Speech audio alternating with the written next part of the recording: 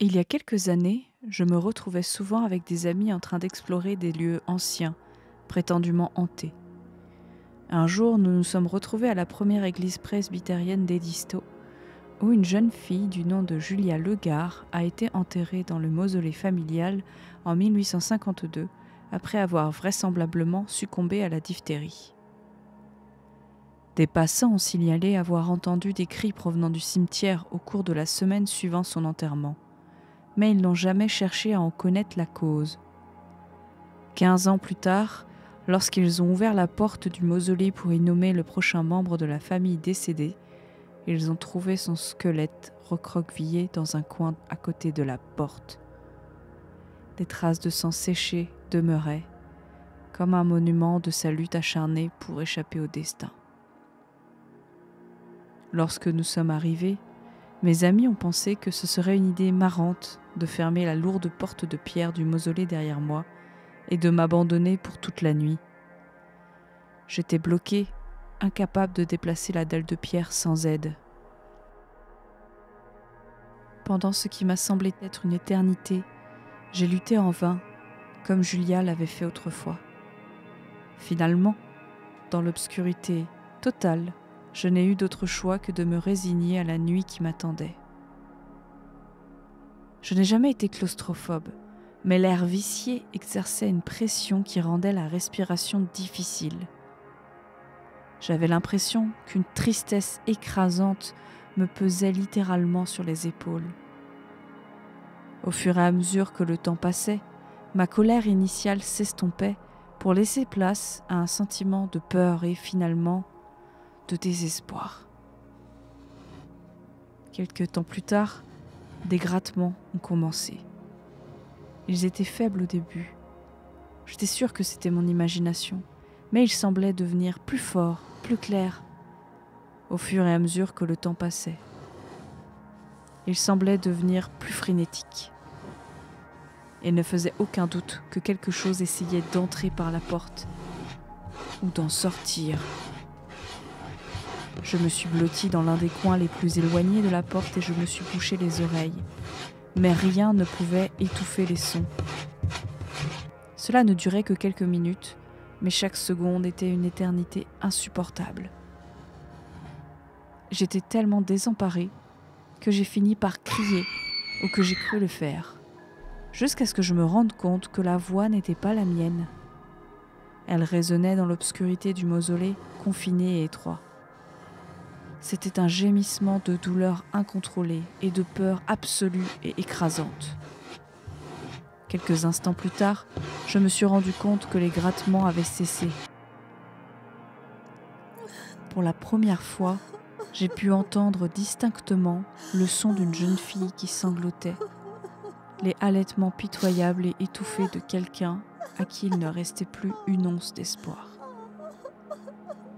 J'ai ressenti un tel chagrin à ce moment-là, une telle douleur, que je crois que j'ai oublié d'avoir peur. Dans mon cœur, toute sa souffrance semblait résonner. Le poids invisible de la tristesse que j'avais ressentie depuis le début est devenu écrasant. Mes yeux se sont remplis de larmes et j'ai tremblé, tout mon être étant accablé de chagrin. Inexplicablement, je me suis retrouvée à m'excuser à voix haute pour ce qui lui était arrivé, entre deux respirations agitées. Une partie de moi était tellement emplie de pitié que je voulais tendre la main et étreindre cette fille dans l'obscurité, en partie retenue seulement par la peur que quelque chose à étreindre puisse vraiment être là. Je ne peux pas dire si elle m'a entendue ou si elle était consciente de ma présence. Les sanglots n'ont jamais cessé et les grattements à la porte ont bientôt recommencé. À un moment donné, j'ai dû m'évanouir à cause de l'hyperventilation.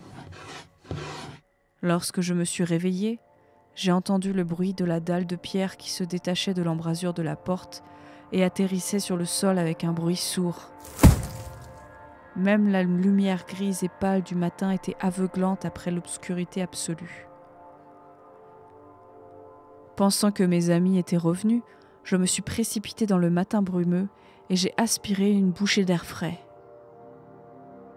J'étais choquée de ne trouver personne autour de moi, mais encore plus impatiente d'être loin de cet endroit. J'ai contourné la façade de l'église et je suis entrée dans une petite salle de prière non fermée à clé.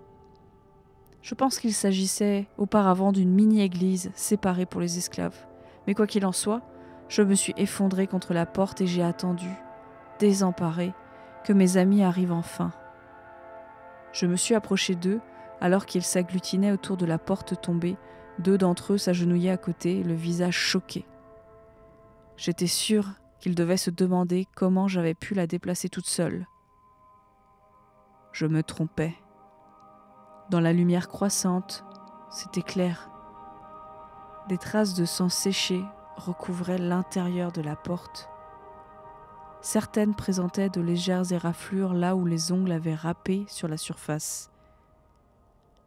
D'autres encore étaient lisses, comme si elles avaient été laissées par des ongles ensanglantés.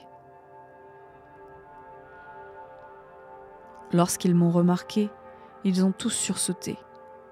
J'ai vu la peur dans leurs yeux. Ma colère devait être claire. Ils ont baissé les yeux sur mes mains, pensant que je les avais déchirées dans ma fuite. Puis ils ont partagé un regard horrifié entre eux. Ils m'ont demandé ce qui s'était passé, et je leur ai raconté chaque détail de ce dont je me souvenais, de façon hésitante, en colère et tout aussi horrifiée, voulant qu'ils sachent tout ce qu'ils m'avaient fait subir.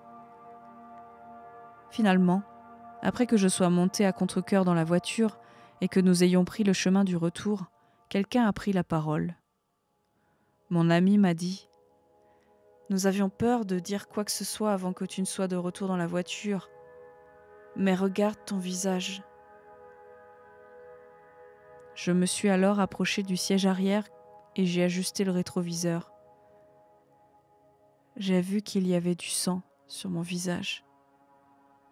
Tout comme les stries présentes sur la dalle de pierre, il y avait des lignes rouges foncées de chaque côté de ma tête, comme si quelqu'un avait passé ses doigts déchirés sur mon visage pendant que je dormais, sentant la chaleur d'un autre pour la première fois en plus de 100 ans.